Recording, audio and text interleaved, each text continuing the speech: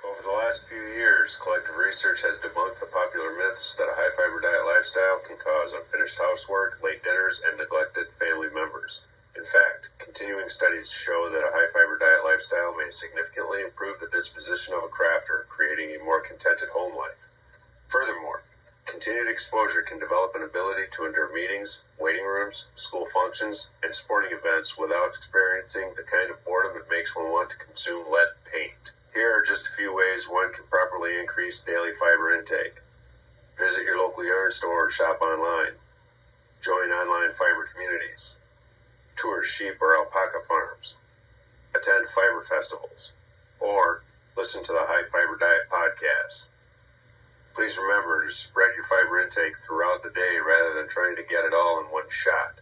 Stretching and resting is important, and your body will thank you.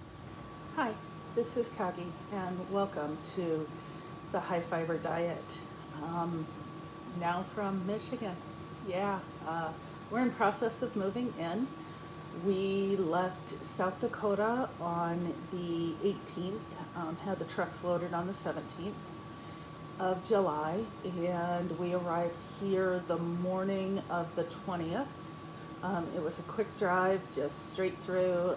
Sarge drove one truck with his car behind it, and he led the way, and then I drove the second truck with my car behind it and the cats in the cab, and we had two stopovers, and then we came into town. Got here early, 4 a.m. on the 20th, and luckily Bear and his wife had set up an air mattress in the bedroom. We collapsed, the cats got fed, they were happy, they had the run of the empty house. They weren't quite sure what to do with it. They were actually very good travelers. No problems in the hotel rooms, no problems in the truck.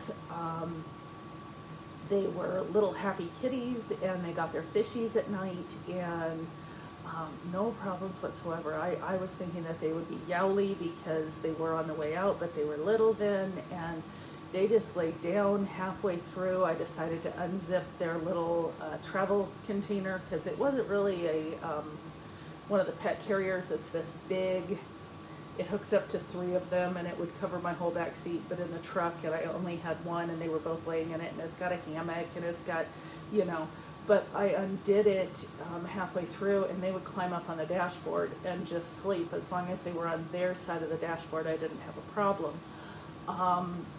They didn't get under my feet, they didn't do anything, they were wonderful travel companions, really good kitties. And the next morning when we got here, or that morning when we got here, of course, tons of men, tons of everything. They found their favorite hidey spot, and you're going to hear my air conditioner go on and off. It is what it is, and right now I'm recording in my dining room. We'll see where I regularly record. It just depends on how I get things set up. This was really the first room I got set up, and so here I am. But the cats found their hidey hole, which is either under the bathroom sink or under the kitchen sink, and they like closing the door, and they don't have to deal with guests. And they were very content to be in their hidey hole while everything was moved in. I will tell you, if you move, if you can't afford to hire full moving, which we could have, it would have probably cost about the same. But we like the idea of pulling our own vehicle and, having our own security on that. We knew where our possessions were. And so we had somebody load us there, and we had people unload us here, and we just paid for that service, and I won't move any other way from now on. Well, actually, next time, if we ever have to move again, it will probably be moving the whole house and putting it on property. But I'm not going to do a walkthrough right now. I will do that at a later time when everything's put together. I'm hoping to have a housewarming within the next 2 weeks, so everything should be put together, and then I'll do a video of a walkthrough. But right now I'm very happy to have my mug wall up, and all the mugs that don't fit on the mug holder are down here. I think I counted them, and there's 120 mugs, and I have more mug holders that are going to be going up in the kitchen. It's just one of our collections. Wherever we go, we get mugs. And I know I'm kind of scattered right now, and I'll talk more about everything later, but right now you guys came for the knitting. First things first is my finished objects. Last time I talked about the Quill Tee. I don't have it here, it's in a box, but I will put up a picture of the Quill Tee. It did get finished. It was in the Aegean tweed, and I love that yarn. Knitting with it, it does have a little bit of VM, a little bit of hay, and things like that. And you know from past things that Noro drives me crazy with that. This wasn't that bad. It is a 2-ply, and so it's a spinner's yarn. And it was easy to work with. It did not bleed much at all in the coloring, but it did let go of a ton of dirt in the wash, and it softened up so nicely, and I enjoy wearing it right now. Like I said, it's in a box, and it's 80 degrees with humidity here today, so there's no way I'd be wearing it anyways. So I was really happy with that, and I did that with Chiago needles, and of course I did the bigger size. I did a smaller size with bigger needles because that's what I wanted, and I'm doing that again with another sweater, and I'll talk about that in a few. But I really enjoyed the process. It was a really quick knit. It was something that I could focus on. A couple things that I'm going to talk about is that tee that I was working on, the tank top. I think it was the Rika or something like that. I'll put a picture of it here. It is getting ripped out. It is probably 4 sizes too big for me. Yeah, love the yarn. I'm going to continue doing it. I will rip it out and remake it. But no. And then I had started a shawl on the move, and that also got ripped out. And that's out of Malabrigo, and I loved it. But, you know, sometimes you start things because you just want something to knit on. And I was just doing a bias boomerang shaped triangle kind of. Yeah, no, I'm not doing it. Not for me. Not in that yarn. I have something else picked out that I'm going to be doing, and I will talk about that at a future date. What else do I have? I have some acquisitions that right before I left Rapid City I had picked up. I have them in a box. They're hiding. I have a couple things that arrived here. One of them I have tucked away so much that I can't find. I'll show that at a later time, but one of them is this bag, and this is from Cozy Sky Co., which is one of the girls on Texas Pearl Nets, I think, and it is the Knitting Bees, and I love it. And it has a pocket on the inside, and it came with some goodies, and it was one of the goodies is she uses these as cozies. I actually love getting them because I do use them on my sock machine and use them as bonnets. She also sent through some little goodies, the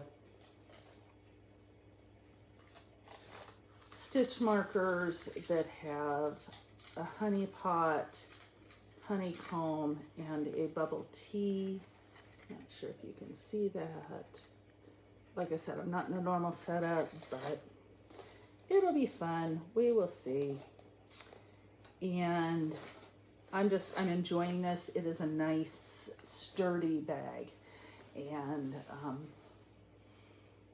I may be allergic to bees, but I love bees. So there we go. So I have another finished object.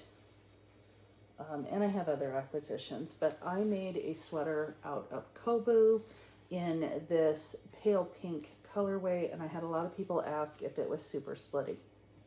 No. out of 3 balls, I have this much left of it. I had bought 4, and I may rip this out in the bottom and make it a little bit longer, but I did the ranunculus. And the way I do the ranunculus, I do the back short rows. I do not do the front. I don't like a boat neck, and so it has a scoop in the front and higher in the back. That's just my preference. I also, they do not call for matching of the top of the pattern to the bottom of the pattern, and I prefer to match. And I also don't do the last part of the last increases. I find it comes out way too big on me. I'm already a larger person, even with losing half of me. And I like it a little bit more form-fitting. Excuse it's been folded. It did get washed and dried. I did not block this. I just threw it in the washer. I threw it in the dryer because per the instructions, you can do this. It came out so soft. I just love it. I did do short rows in the back to make the back a little bit longer. Like I said, I may be adding in the other skein and continuing knitting down. This comes just about at my waist when I put it on, and I actually like my garments a little bit longer because I'm used to working with wool and not bamboo. I expected it to grow. Bamboo's not going to grow, so I need to add the inches in. And all I did was a short cap sleeve, a little bit longer than what they did, but I did, again, short rows here so that underneath is not as wide as the top part because I knew that I would be going right into ribbing. I did work with a size 9 needle on all of the ribbing and a size 10 needle with all of the body. And I did it on a Chiagu 16 inch. So I will put a picture of me wearing it here or wherever it pops up. And I would say I have another sweater's worth of this yarn in white. Originally I had bought it to do a granny stripe cardigan, and I decided not to do that. And I used it for this instead. This was with the Knit Night podcast, and this was their knit along. And I really, really enjoyed making it. This was number 4 for me, so that goes again with Anna Knitter's prompt for this month, which is repeat knitting. It's a good pattern. I've done the pattern 3 times with the actual, once with the actual pattern and twice with the changed pattern so that they match. And then I did once with just eyelets, so it's plain, but all the increases were done with eyelets. And that was very easy to do. So I will set that right up there. What else do I have going? Right now, I just picked up the second heel. Here's my first one complete with the heel of my 12 days of Christmas, so 12 days of August, right? I tried to finish them in July, but with moving and everything, that didn't happen. I have the other bear that I talked about too last episode out in the car. They're my car knitting. I didn't bring them in. They haven't been worked on much because I've been doing most of the driving. So this one got done. I have picked up for the heel stitches with my double points here, and I am just doing the heel in this, and then yeah, they'll be finished. These are for me, and I will get them done hopefully this next week. They will be done. That's it for that bag, and let's go into this bag. Last episode I talked about going and picking up some more of this Aegean tweed, and I did. So let me get the ball so you can see it. I got the Aegean tweed, and that is in colorway 2, which is like a terracotta orange. And I'm also using, I'm not sure what colorway this is, but I know it was, it's a teal, ocean blue. And I have 3 skeins of the orange and 1 skein of the blue. And I am doing the Alpine blooms in a way. I didn't want to do the lace, so I did a cast on with ribbing. And let's see, where am I? It goes, it has some short rows in it. And this is the back. Go. You can see that the back is a little bit higher than what the front is. I am at the point of the top part of the flowers are done, and we're getting into the second flower down below. I'm loving the way this is coming out. Yes, it's bright. Yes, it's a pop, but it's solid. I see a lot of people doing the stripe because I did the quill in the stripe. I didn't want to do 2 in a row in a stripe. And I think this is going to block out beautifully. This is being done on a lot bigger needle, and it calls for fingering weight. This is a DK. It may call for sport. I'm not sure, but it's bigger. And I believe these are size 9 needles. Yes, they are 9 5.5 millimeter Chiagu needles. And in my stitch count, doing everything and figuring it out to get to my size, I could perfectly use the size 1 or the small size. And with the way that I'm knitting it up, it comes out to exactly my chest size. And so I'm going to adjust for any shoulder increases that I need to do or anything like that. And I may have to do a small raglan, but mostly I stick to the pattern. And I'm loving the way this is coming out. It just needs brain power to look at the chart and get it done. During the drive, I had to pull myself up into a box truck.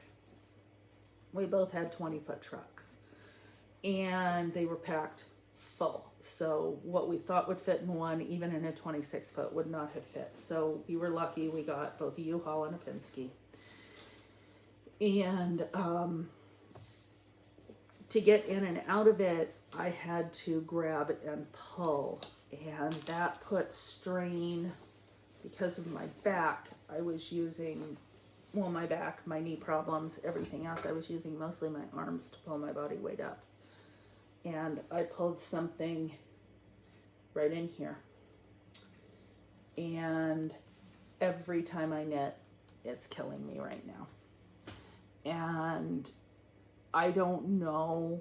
I have a doctor's appointment coming up. We're going to get that looked at.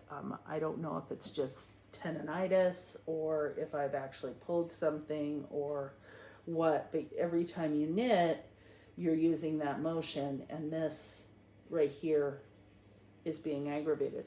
So I find that I knit a little bit and I set it down, and I knit a little bit and I set it down. Even crocheting I can't do right now. That's why I'm not showing any of my crochet projects. I haven't worked on them. So at this time I'm doing a lot of heat ices in the past. So yeah, that's where we are. But oh, the other thing I picked up, there was a craft show the other day, and we were walking around Grand Haven Coast Guard Fest, and we went to one of the in-town things. So it's called The Hare and the Hive, and they're on Washington Avenue in Grand Haven. Don't know if that's going to show up, probably not. So it's got a cute little bunny, and it's called The Hare and the Hive. And I picked up this gorgeous tapestry bag, and it's the chenille tapestry. And it's just a sweet little bag. On the inside, it's got little blue flowers, and I'm going to use it as a notions bag. This is from Ash and Rose, handmade in Massachusetts. And I also picked up this bag because you know me, I love my bags, and this was my Queen Bee.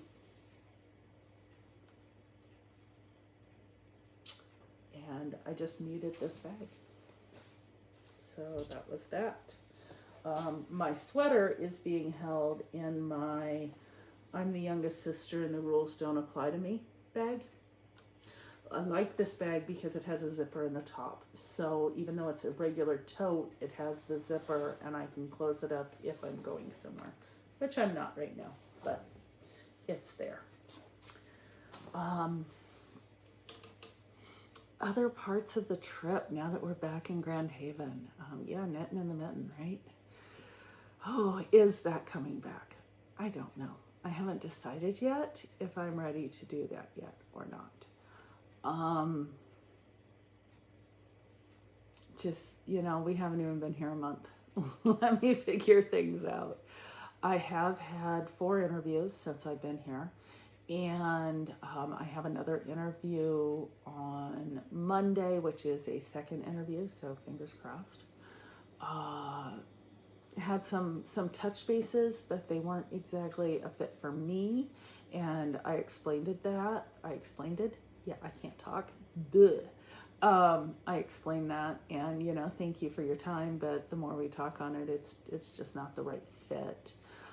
One of them was on the other side of Grand Rapids. I map quested. Boy, am I old right now. No, I Googled it. And, geez, I'm tired. I Googled it and I found out that it would be just about a 50-minute drive there and back, and I won't do that again. And then in the winter it would be even worse with the snow, and it was right past where the snow line is, so you know what our weather here isn't always what their weather is. And you know, we bought our house in an area that we want to be in, so I'm looking for jobs here or remote. And I do have an office, we have a craft room, we have Sarge's room, we have the spare room, which is it's a 4-bedroom, so the craft room and my office could be the same. We're just setting it up. And then we have, at the other end of the house, we have the master suite. And of course, in the middle, we have the living room, the dining room, and the kitchen. The walk-in, where you walk in, we got the linen closet or the coat closet, and then we have a utility room. So it's a fairly large house compared to what we had before. In Rapid City, we were living in 800 square feet, or just over 800 square feet, and that included the space in the basement that was used for storage. So I would say we had probably 450 square feet up top, and about the same amount in the bottom. And my master bathroom is bigger than my kitchen was in that house in Rapid City. So it's, you know, we're slowly decorating, slowly getting stuff done, slowly getting life together. Sarge is dealing with what he has to deal with. He does have his civilian job here, but he's not back at work because he's still on active duty status. And we're waiting for all of that to go through. But as soon as everything rolls around and we get back to normal, I'll make some decisions. I know normal is a setting on a washing machine. Talking about that, we will probably be buying a new washer and dryer, even though we sold the one that we had in Rapid. The ones here are like super tiny, even though they're a top loader like we wanted and everything, they're super tiny. I don't think I can put our king size blanket in there. Though we have a queen size bed, I buy all blankets in king so that, you know, we don't steal covers from each other. Little things that I love here. I love all the paneling is done, or all the molding is done in a very dark espresso brown. The walls are white. It looks like a clean classic pop. I have a beverage area. I love that. I love having 2 bathrooms. I love having my room, his room, and our room. And then we have the spare room, and all that is getting set up. You know, it's just a change, and it's time. We hadn't moved for 20 years, and then we've moved twice within 3 years. And I'm getting rid of a ton of stuff that I just don't need. Things that moving into this, we went, yeah, we don't need that. So we've put it up on Marketplace or thrown it up in the community news and gotten rid of that. Boxes are the hardest thing to get rid of, which is kind of surprising. You know, you normally put up, hey, I have boxes and people want to come get them. So I've been putting them in contractor bags, and when the trash man, you're only allowed one trash can here, but when they get here, you can run out and say, hey, I have a few other things, can I throw it in? And as long as you do it yourself, they're okay with it, as long as they don't have to touch it. So it's just little quirks, changes. We're not far from where we used to live, but it's a whole different thing here.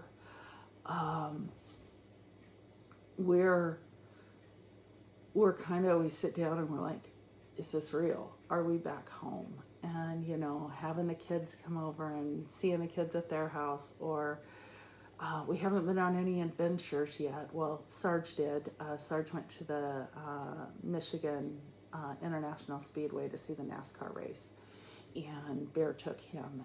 And then Boo and I have been to, you know, the craft fair, and we've been to the farmer's market and things, but those are things that I would have done anyway, so I don't consider them adventures. Yesterday, Sarge and I went out and walked the pier. We put our feet in Lake Michigan. We felt like we were home, finally. It was just, we both looked at each other as we did that, and we just looked at and went, we're home. I never classified Michigan as home because, you know, I'm originally from California, though I don't know that I ever want to go back there. But I always felt like an outsider. And then moving away and then moving back, this is home. Even though I hate winter, the winter here is snowy winter. The winter there is icy winter. Everybody says it's the banana belt, it's magic snow. It is magic snow, but remember, that's where I got, you know, I don't know if I got cocky or what, but I walked outside, it was 50 degrees. I'm thinking, yeah, I can wear regular shoes. Nope, slip, boom, and broke my back. So I think South Dakota decided to try to kill me, and it was the right decision at the right time to come home. And fingers crossed everything goes smoothly. Give it to God and it'll go forward. I don't have a whole lot else to talk about. I'm not knitting on a ton of things. Like I said, the elbow thing with the pull-up, and yeah, it's just, it is what it is. But I wanted to get something out. I don't know when I will record again. I'm going to try for once a month. I'd like to get back into twice a month, but right now, I just don't think that's completely feasible. As soon as things get more steady, I'll let you know if we're going to be doing anything. Let me know if you guys are interested in some kind of retreat. It'll be very much smaller than what it was before. I don't want to do that much work, and yeah, a little bit different. So I guess until next time, check your checkbook before starting the high fiber diet. Bye-bye.